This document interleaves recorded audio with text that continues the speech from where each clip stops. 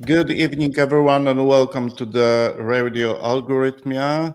It's Thursday evening, so I think it's a perfect time to grab a drink, maybe coffee or tea, or maybe a glass of wine, get comfortable, and dive together with us, together with our very special guest, Phil Barden, dive into the fascinating world of why we buy when we buy. That will be a very interesting topic, I suppose.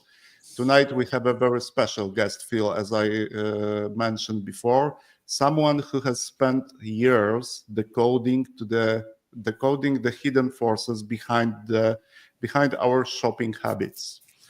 Whether you realize, of course, and I would say some to our listeners and viewers that you realize it or not, that our brains are playing tricks on us every time you make a purchase. And our guests, I think tonight, our guest knows exactly how and why what that happens. Joining us is none other than Phil Barden, marketing expert, behavioral science enthusiast, and the author of the brilliant book Decoded, the science behind why we buy film. Phil, welcome to our talk and welcome to our show. Thank you very much. I want to start by saying przepraszam, że nie mówię po polsku. So it's very, very kind that you are conducting this in English on my behalf. Yes, great. But your Polish is not bad. Bardzo dziękuję. No problem, Phil. It's an evening show, so I have a special opening questions, and I have to ask: are you more of a night owl or an early bird? Oh, definitely an early bird. Yeah, I like to get up early. That's when I have most energy. I think by the time it gets to the evening, I get tired, and yeah, I much prefer working when I'm fresh. So early bird. Early bird.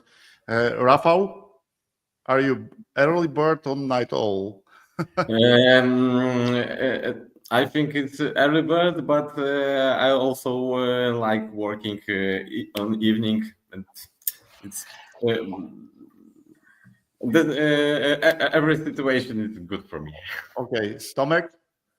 Well, I would say both actually, because mornings and evenings I try to, practice some sports. So depending on how much time do I have, every day I do it either in the morning or in the evening. So I would say, yeah, I'm kind of, always on the ball. Okay, Andrzej.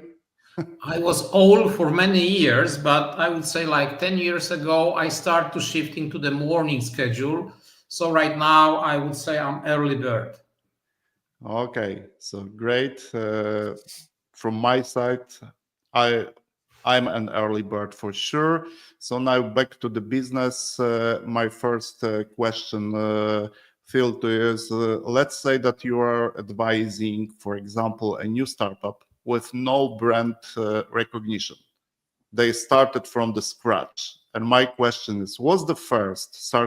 Of course, what do you think? What's the first psychological principle they should leverage to win customers on the market? Well, firstly, they need to I'm assuming they already have identified some sort of unmet need in the market. That's critical, because without that, they would just be a copycat or a me too. So assuming they've met an unmet need, they need to develop a brand positioning. So why would people buy their brand? And that brand positioning, of course, is then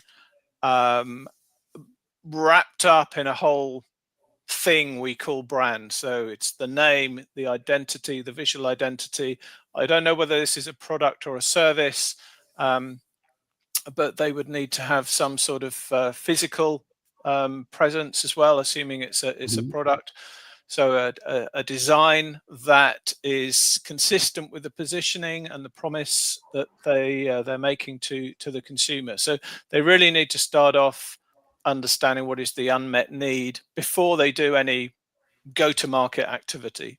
Okay, great, Phil. Andrzej, Tomek, Rafał, that's your I have a question related to your book. What was your target group of readers when you wrote your book? How do you think about who was your reader? Yeah. One thing I just want to clarify, because I read the transcript of the book club. And Yeah. by the way, thank you to everybody who participated in that. For you spent your time reading the book and your time and energy discussing it. So thank you for that. But one thing that came up repeatedly was that there was nothing new in the book. A lot of people had read similar things. There was no wow. And to answer your question, the first thing you need to understand is the book was first published in 2013. So 12 years ago, okay, the original edition was published. It's very unfortunate that the Polish language edition was only published 2 years ago. Yeah. So I'm not surprised, right, that people read it and said, well, there's nothing new, because in that intervening time period, behavioral science has grown enormously. Daniel Kahneman has became world famous. He published Thinking Fast and Slow, which was a multi-million bestseller. So the whole thinking about system 1, system 2, and how that might be applied to marketing has developed since the book was first published. So I'm not surprised that people said there was nothing new. But at the time, in 2013, when it was originally published, it was new. It was revolutionary. And to answer your question, it was revolutionary for people like me. So I spent 25 years in client-side marketing, brand management, working with creative agencies. So the book was my way of bringing behavioral science to people like me. So my target for the book, when it was originally published, was marketeers, brand managers, marketing directors, CMOs, and their creative agencies. Okay. And But Phil, may I just make a quick comment? Because for me, what was really new in your book, it was the context of, you just referring many times to Daniel Kahneman's work in the context of the marketing. And I think it was kind of innovation. So for me, I never read any book that was referring to the Daniel Kahneman's work about the behavior and stuff like that. So for me, it was new. Good. Okay. And a lot of people said that it was the first time they had seen Kahneman's work applied to marketing. Yeah, absolutely. Yeah. Not now. There are many other books that have been published on the similar behavioral science theme, and of course, people reference Kahneman very, very often. But thank you. That's good to hear. Yes, I think at the time it was new, and applying it to marketing was new. If I may, Tomek here. First of all, many thanks for being with us. I mean, it's such a pleasure. For me, as not being in the sales world, actually, it was quite revealing, the book, I must say. As a person, non-marketeer, like looking at all of this richness of examples that you have over there was really an eye-opener for me. So thanks for that. You mentioned that basically, since then, many, let's say, the world has changed now from 2013, basically, when the book was published, especially also from the Polish perspective, the translation and so on. But I wonder then, if you would have the chance, to kind of, rewrite the book today, looking at where we are, what would you change, if anything? No, if you could say a few words about that. Yeah, that's a very good question, Tomek. The fundamentals of the book would not change, and that's because they are universal, and they are enduring, and the brain works in the way it works because it has evolved over hundreds of thousands of years to work in this way, and that hasn't changed in the last 10 years or so. So a lot of the fundamental principles would stay the same. I think what would change would be how they are applied, in particular in two ways. One, in social media, because of course that is just so enormous now compared to the growth over the last 10 years has been incredible. And the other thing, and this is more recent, is retail media. So the way the big supermarkets in particular are owning media space and selling the ability for brands to connect with their customers. So I think I would bring more of the shopper marketing and retail media angle to the book. Okay. And I have some question. When did you first release that neuroscience could transform marketing and sales strategies? When did I first realize? Yeah. It was when I was a client of the company that I now work with. So in my last role as I was brand VP in Europe for T-Mobile, and I was a client of Decode Marketing. And Decode was founded by a neuroscientist and a psychologist, and they just blew my mind with what they knew about human behavior, how brands work in the brain, how advertising and communication works. And I commissioned them to work on the relaunch of the brand throughout Europe. And the results you can see in the at the start of Odkodui or Decoded. And it was so exciting for me because I'd spent 25 years and yet this was a completely fresh perspective on consumer behavior. I thought, probably quite arrogantly, having spent most of my marketing youth in Unilever, I thought I knew it all. I knew how brands worked. I was the expert. But suddenly these guys were challenging that. And they were saying, well, you might think it works like that, but we know from science and academic work that this is true. So that was when I realized that science and academia, who have been studying human behavior and decision making for 150, 200 years, actually knew a lot more about the commercial world than I did. And that was a shock. It was surprising. It was challenging and difficult for me to accept. But the proof was when we relaunched the brand, and that whole relaunch, and I tell the story in the book, that whole relaunch was based on the key principles that they taught me, and the research that we did around goals and motivation, and then how we made those goals, how we introduced the goals to the creative, to the advertising, and the results were spectacular. And for me, that was the realization. This is not just theory. This is not just guys in white coats in laboratories carrying out studies. This actually works with human beings. And yeah, it's not surprising, right? Because science and academia have been studying human beings for 200 years. So the fact that it worked was just so exciting. And I started talking to them about this whole area. They introduced me to some popular psychology books, and I started reading them, and I suddenly realized, well, marketing is, in essence, at its core, it is about behavior change. We want people to buy our brand or buy more or switch or tell people or share things, whatever it is, it's about behavior change. And these guys know about behavior change, and what they know works in reality. So for me, that was the moment, that was the realization that neuroscience and psychology in combination, because I think some people go down the neuroscience route, other people go down the psychology or behavioral economics route, but the combination of those things was very, very powerful. So that was the realization. Okay, thank you very much, Tristan. Yeah. Okay, Phil, I have a question regarding your current role at Decoded Marketing, because you are a managing director. So I suppose that you have a very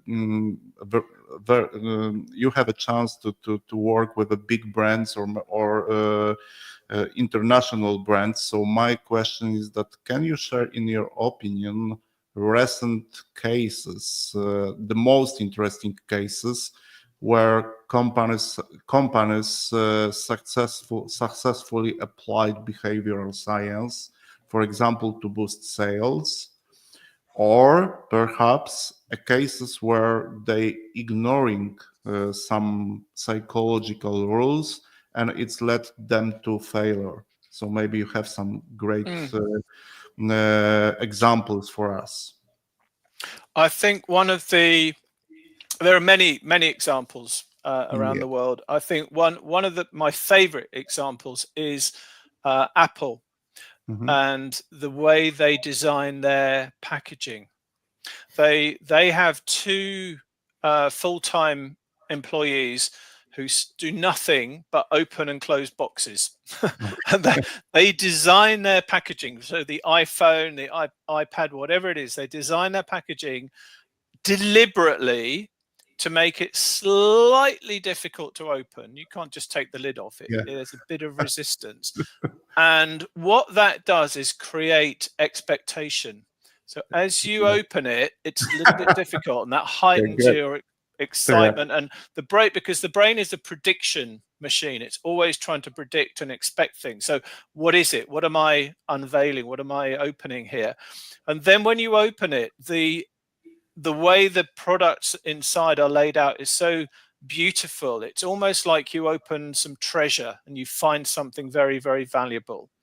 And that is not just dealing with expectation, but that physical interaction is very clever, because there is something called the endowment effect, which says that when you engage more than one sense, so not just the visual sense, but the sense of touch as well, then the senses combine and you get like a multiplier effect or a synergistic effect, so that you somehow believe that the product is more valuable, and you get a greater sense of ownership of the product than if it was just an easy to open box that wasn't particularly well designed, or the product didn't look so good inside. So that's a very clever use of behavioral science.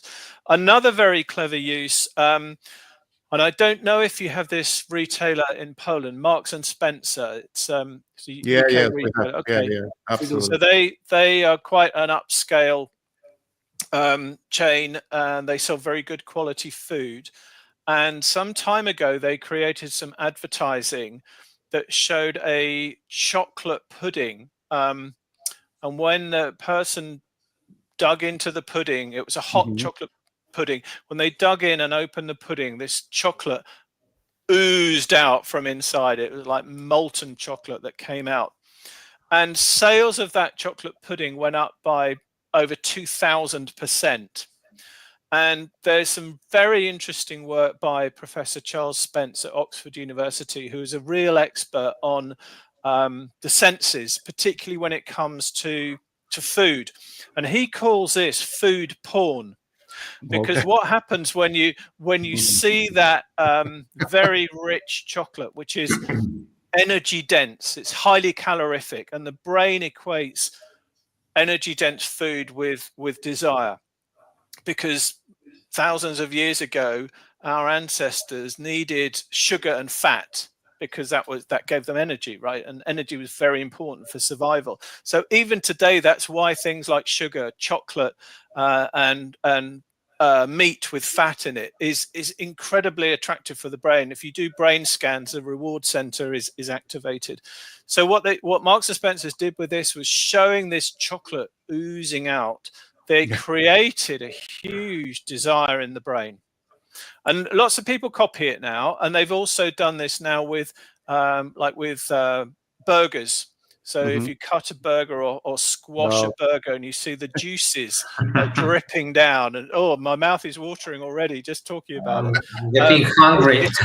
It's a very, very, very powerful use of a very basic behavioral science. So guys, now we have to have some short breaks for burgers.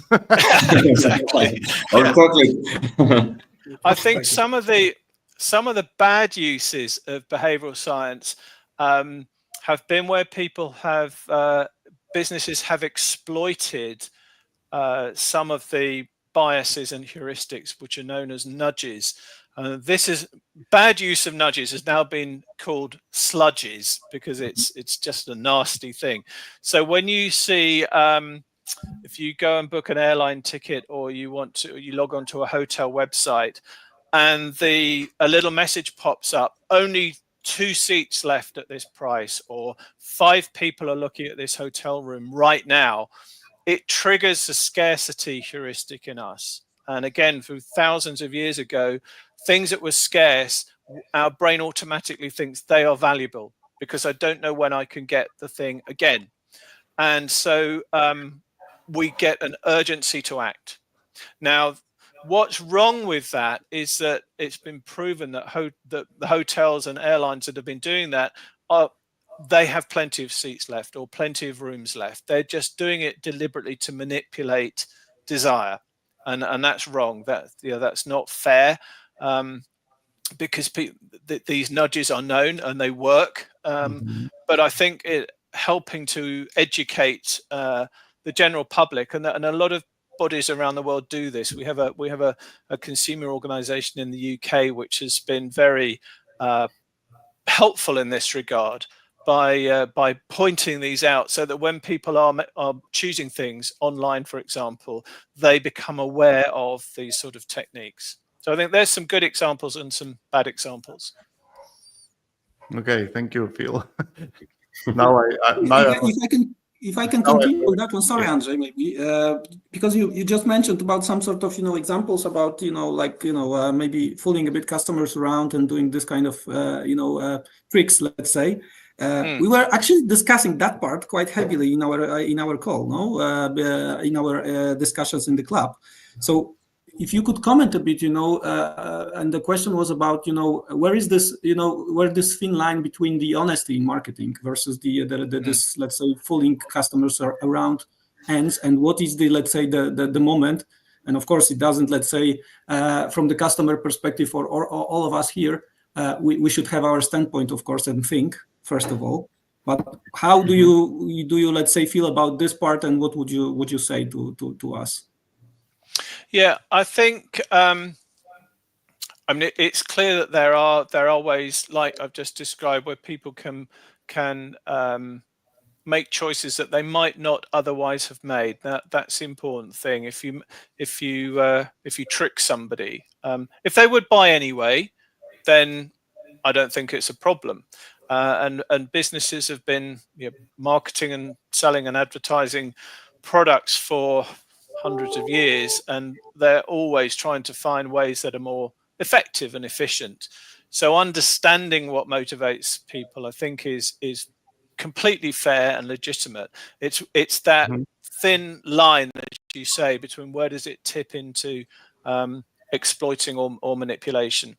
So there are some organizations, whether they're agencies or industry organizations, that have codes of practice and codes of ethics.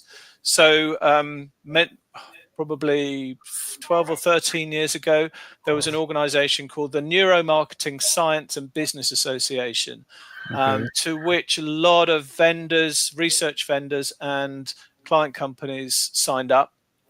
And this organization had a board of directors, and the board of directors created a code of ethics. So everyone who's a member had to sign up to this code, which basically said what they would use their research for and what they would not use their research for. So that was quite clear, and that's good. And I think they're also in the media, particularly when there was this book called Nudge that was published, and the same authors then published a follow-up which was about sludge. So that gets picked up in the media, and news stations, newspapers, journals, online, offline, report on things like that. So that creates general awareness amongst the public, which is also a good thing. So I think there's I don't know if you can legislate for this, if you can actually make it law, I don't know. But I think it's certainly the responsibility of the companies that are practicing it, like us, Decode Marketing. We have our own code of conduct. We will work in certain areas and not in others. We will work in certain categories and not in others. I think it's the responsibility of the vendors and advertisers to do what's right. Okay. Okay, thank you, Andrzej. You have a question to Phil? That's a very important topic, especially in terms of the conducts of ethics. So, I think so that we should have it in our minds. So, especially that we are working in sales and marketing. So, Phil, thanks. Andrzej? Phil, what's your view on the technology trends and how the marketing landscape will look like in the near future? Because technology is, you know, the speed of technology is pretty fast. It's speeding up every quarter. It's faster and faster and faster. I mean, new invention like a virtual reality and stuff like that, AI, bots, and big data. All these things may have a big impact on, let's say, on marketing tools and also on some marketing strategies. Or do you think the marketing strategies will stay as it was at the Kotler time, or it will change dramatically? Yeah. A bit like behavior. You know, if I was rewriting the book today, there are some things that wouldn't change because they're eternal. They will always apply. But how you execute, how you do things, I think I put in the book about if people are motivated by enjoyment or excitement goals, the way that they meet those goals now is different to how they did 10 or 20 years ago. And this is where social media plays a part, for example. So the goals don't change, but the way in which you meet them can change. So there are things that will last for a few more millennia before the brain really changes. Where I see big movements right now, certainly in AI. I won't predict the future because I don't think anybody can. It's moving too quickly. I can tell you what, as an example, what we are doing with AI. So we have trained some tools using human data that we can then use to predict what humans would do. For example, we've trained a tool with 15,000 hours of human eye tracking data, looking at videos, looking at static images. And we can now upload a video or a static image to that tool, and it will predict with an accuracy of just under 99% where human beings will look.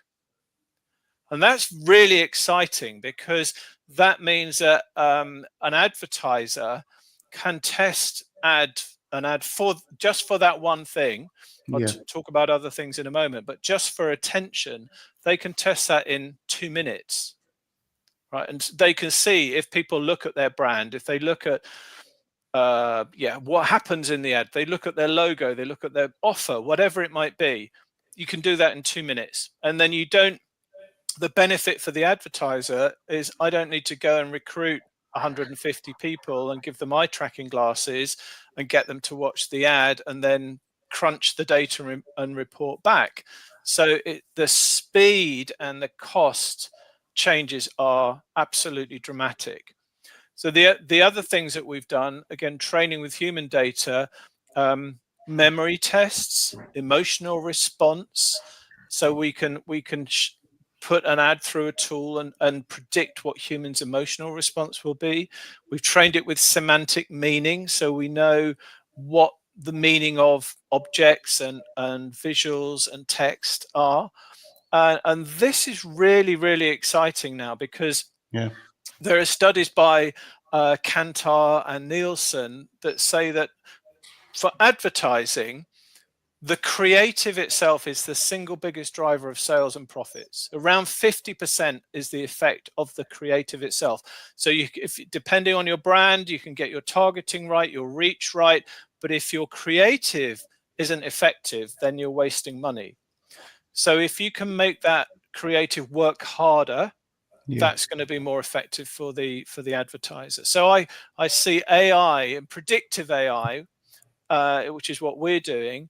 That's an enormous benefit to marketers because it suddenly means, for example, if I've got 100 different versions of an ad because I've got different platforms I want to put it on, I can test all of them and I can optimize all of them in minutes without having to either put them out on air without testing, which is a risk, or saving a lot of money and time versus testing methods that I previously used. So I see AI as being a huge area of development. Yes, a huge area. It means, Phil, as I understood correctly, that the traditional market research, for example, like surveys and the focus groups, so are passing away now. So I suppose that will be a future. So now we have a great technology approach to test ads, to test our approach to the market, and some surveys and the focus groups we don't need it. So now, what's important with things like AI is people don't get, they don't just take the technology at face value. It has to be trained with the right data, because otherwise the prediction is not valid. But it also then has to be validated with real in-market behavior. So a lot of the clients we're working with have done exactly that. They've said, listen, this is a black box, right? We know you're smart people and we trust what you're doing, but we still don't know if it will actually work with real people in the market. So they've set up validations to test in-market behavior, or they've done parallel testing with other methods to see what results they get.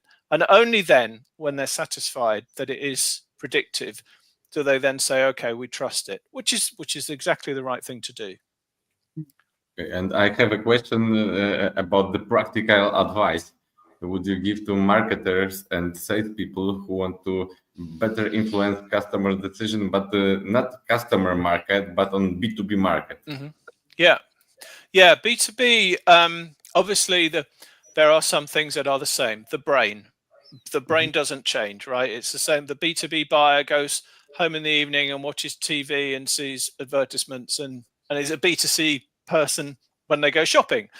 But of course, there are differences in the decision-making context, because very more often it's not just one person taking the decision, and it's not only a few zloty, it's a lot of money and a lot of risk for the company and personally as well for the person or the group taking the decision.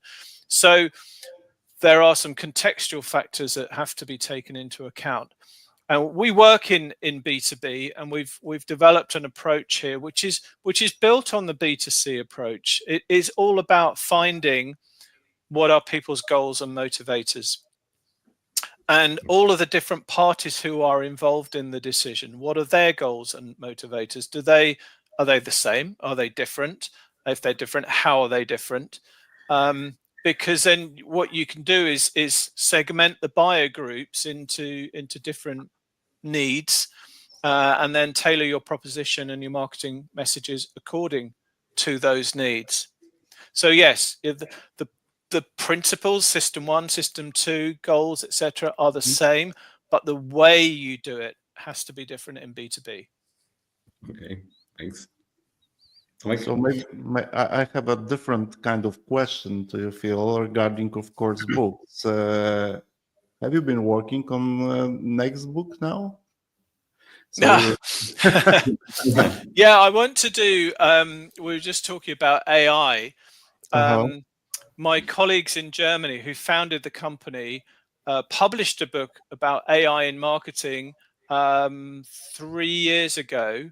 And I said to them, look, I'd like to do an English language version. And they said, well, if you do, you have to start again because everything's changed in the last 3 years.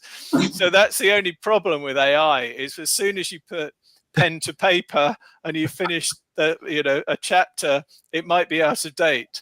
But I think there are probably some fundamentals, again, like we were talking about how the brain works. I think there are some fundamentals in helping marketeers better understand AI and how they can use it, because we often hear a lot of clients, that the CEO says, what are we doing with AI? I hear it's everywhere. What are we doing? And someone says, oh, we're using ChatGPT. Oh, okay, tick. We're doing AI. That's fine, right? But But the much more interesting thing is to take sales and marketing processes and say, where have we got gaps or white spots where it's taking us a lot of time, it's costing us a lot of money, there's lots of iterations and repeat work going on perhaps, or where do we just have a spot where we don't have a solution? And mapping it out systematically and thinking from a business process point of view, how can AI help? Doing it that way around, I think, is where the real value is, because then you can find, and it's not just one size fits all. It's not one big AI will do everything. You can find tools that will help with certain parts of the marketing process. Absolutely, Phil. So now we are waiting for the new book from you. About AI and actually. Because we have, of course, that we have a list at our clubs, but your book will up absolutely. So we will spend the next couple hours of reading and, of course, discussing that your new book. And of course, we would like to invite you to the next discussion. Thank you. Guys, so I think so that will be the last round of our questions to Phil. Maybe you have some questions to ask, Phil. Maybe that will be a different kind of discussion. I've got one question, because the publisher, which is an English and American company, they sell the translation rights, and I don't know how well it's translated. One of my former, so I worked in Poland, right, back in the early 90s, when the wall came down and the market opened up, and I came in with Unilever to set up the tea business, Herbata Liptona, and I had a few fantastic locals in my team who are all still working in Poland, and very successfully, I'm pleased to say. And one of them said to me, "It's a pretty good translation." Okay, I don't know. I can't tell. I did see something in the transcript where someone had criticized, said there were some typographical errors and something that was translated that they didn't think was quite right.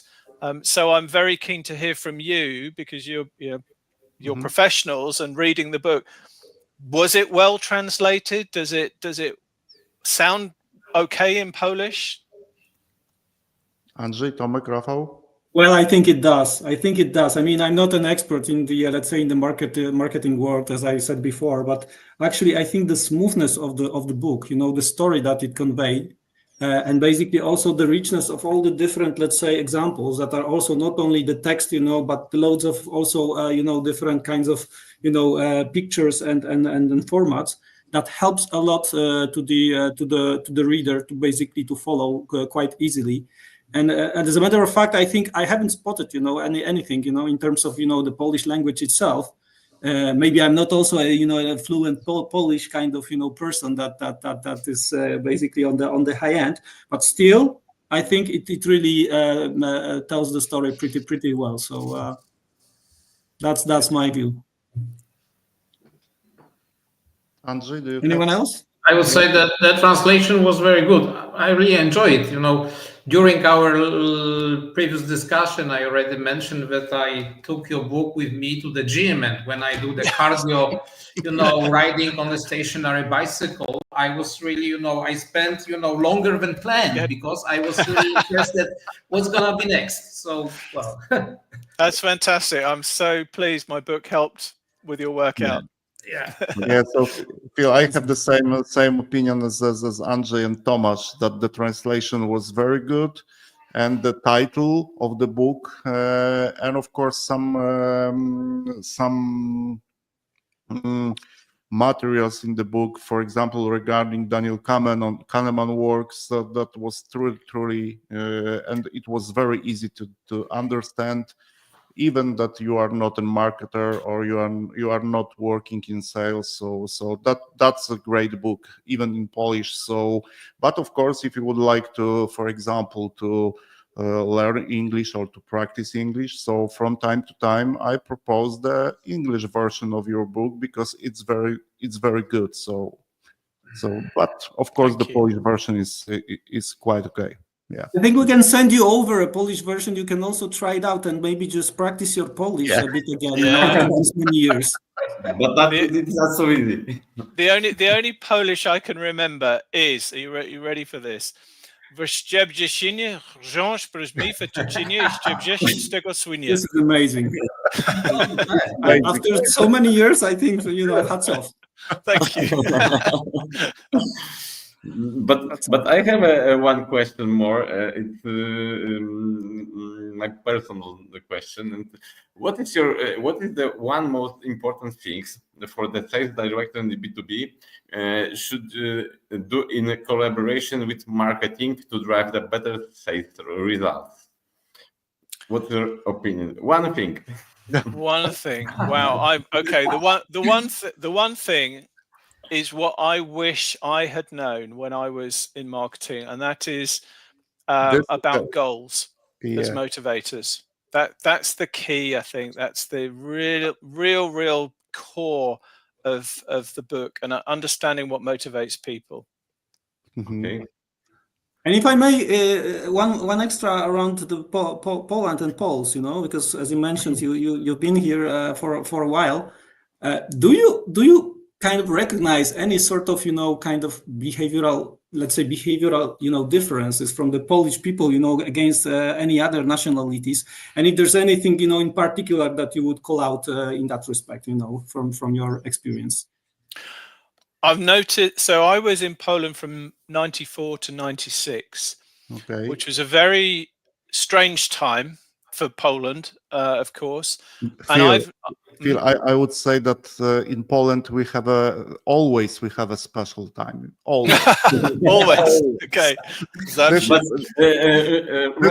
nature, This is our Polish nature. Yeah, absolutely. But I came back for a conference last year at Narodowe in Warsaw, and also caught up with some of my team who had been at Unilever, and what I noticed now compared to then is so much more capability.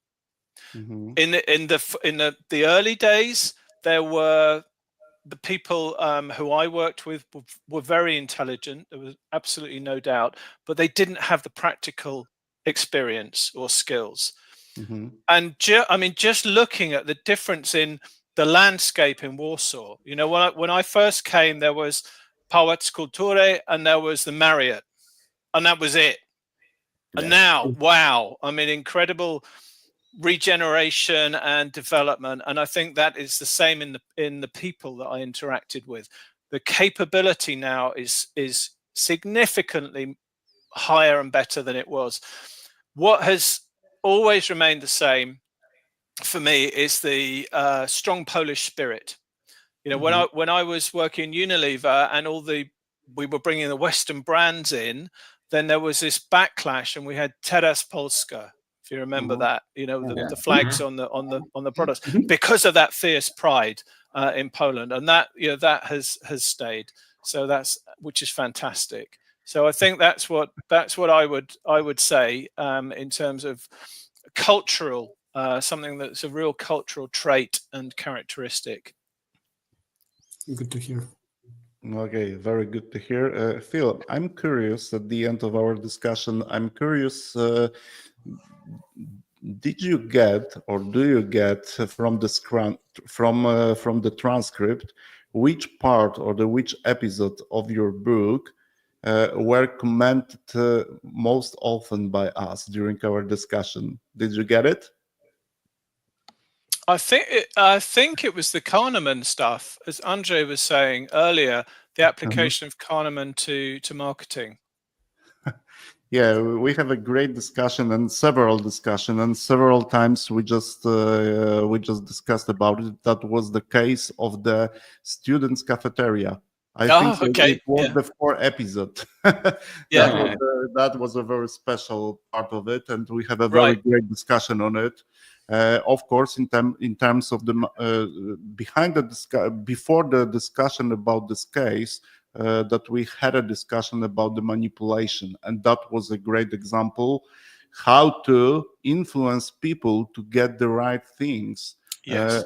Especially in terms of of your healthy. That was a great discussion during our club, and I suppose that a lot of people should should read your book, because they found there the very good and a great example.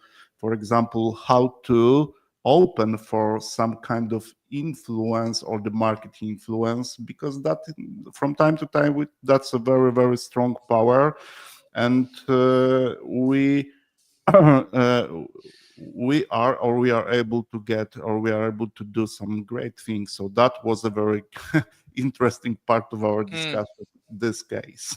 Yeah, and I think that idea of choice architecture, so how you can engineer choice, which was in the canteen, students' canteen, has also, coming back to Tomek's question earlier about manipulation. This is where behavioral science can be used in a very pro-social way.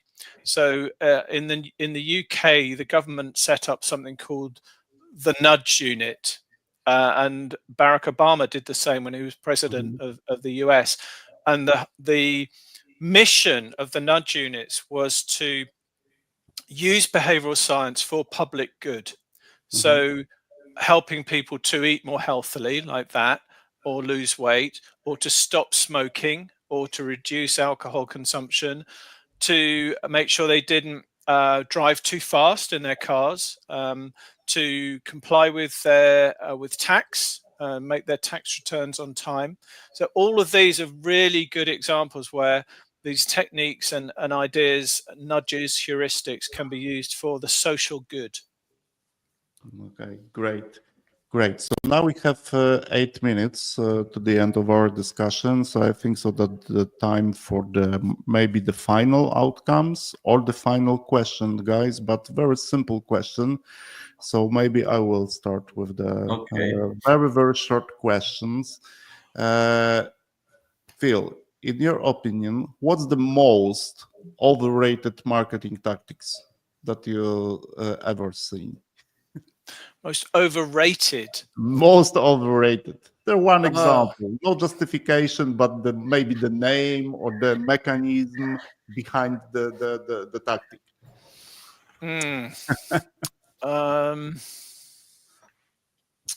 I don't know. I need to think about that one. Can we just go to Rafael's question and then I'll think about that? Really simple question, because what book that you recently read would you recommend for us to read in our club? In this area of behavioral science? Yeah, absolutely. On a different area. The books would you have it's an important book for me, and you can read it on our club. Oh, I see. But so you mean a business-related book rather than fiction? Okay. So there's a book, and it is in this area, which I really like, by a guy called Sam Tatum. Sam worked for the Ogilvy Behavior Change Unit, and his book is about trying to think of the title now, evolutionary things that happen in evolution that we can learn from. Evolutionary ideas, I think that's his book, Evolutionary Ideas. That's right. So it's like how do not just humans, have humans evolved, but let's look at other things, like in the animal kingdom. Why do certain animals have certain features and characteristics? What was the purpose of that? And if we can understand that and then bring it back to humans, we can apply those to business challenges, marketing challenges. That's I find that a really interesting approach, because often the animal kingdom, whether flowers, plants, birds, whatever they are, they have solved a lot of challenges through evolution, which is how they've survived for so long. and Sam's book is, let's look at that and we can learn from it. So I think that would be good. I don't know if it's published in Polish, but certainly in English. Okay, thank you very much, Thomas. Okay. Yeah, well, I would like to learn, from you. What do you like doing in your spare time? If any spare time, goes with you. I don't know. Well, I like to enjoy żubrówka, vodka. Oh, really? Yeah, of course. Oczywiście.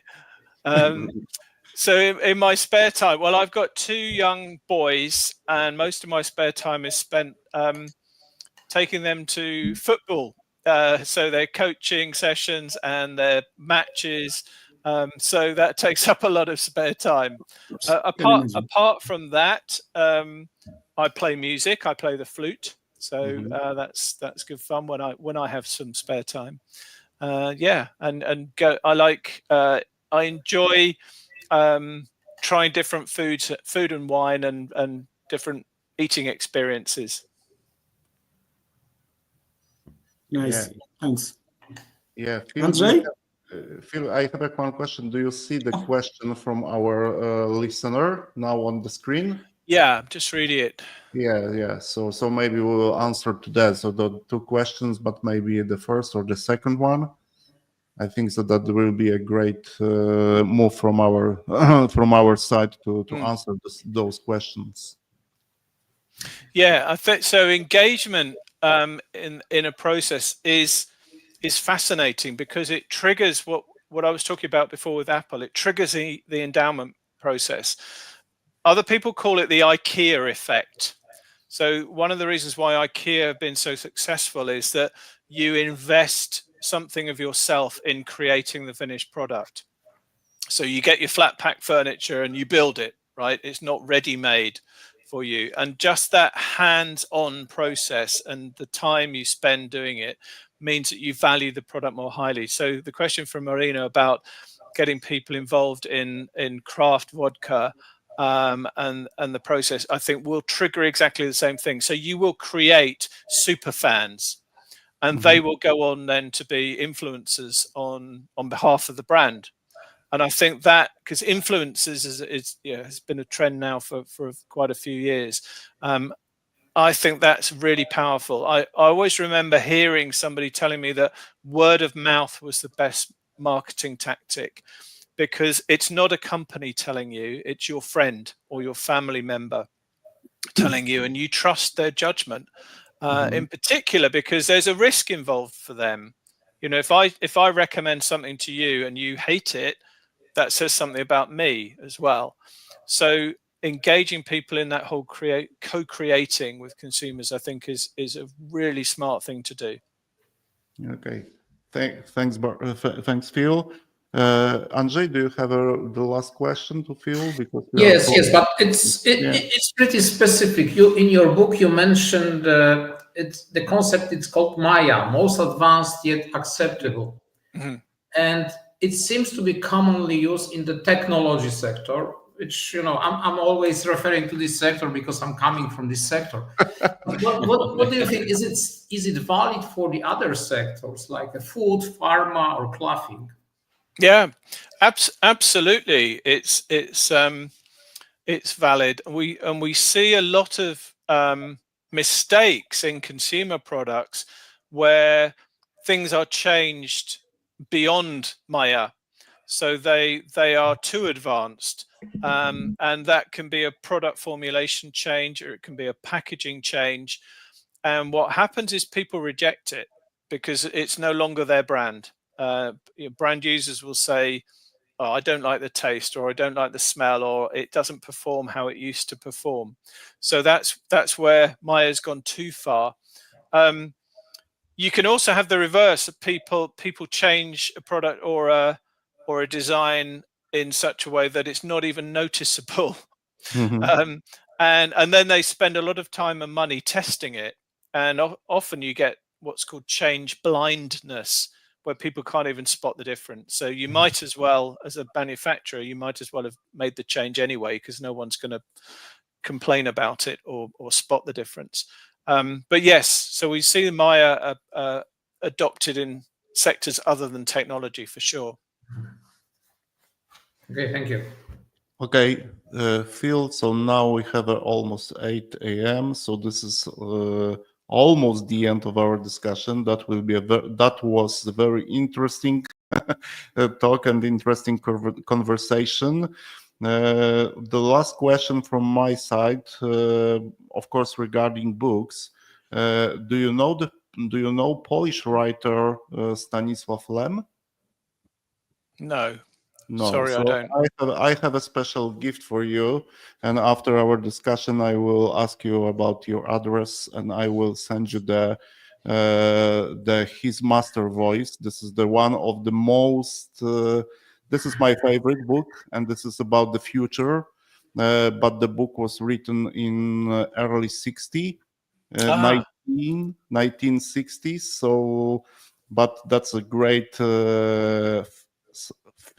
I suppose that the philosophical discussion about our future, that I think so that will be a great gift at the end of our discussion, and maybe we will meet later on to discuss it. But now, of course, I want to thank you for the evening, and thank you for joining us. And of course, now we are waiting for your next book. For sure, we will read it, and you will be our guests when you published, and of course, just we will read it. So thank you, Phil, for your time. Andrzej, Rafał, Tomasz, the same. And of course, we will meet the next week that we have two discussion, two groups, but the same book. So I would like to invite our listeners and viewers to our next discussion. Phil, have a good evening, and Thank you for your time. Thank you so That much. was very, very interesting. Thank you for the Dziękuję i meeting. do widzenia. Do widzenia. Take care. Bye.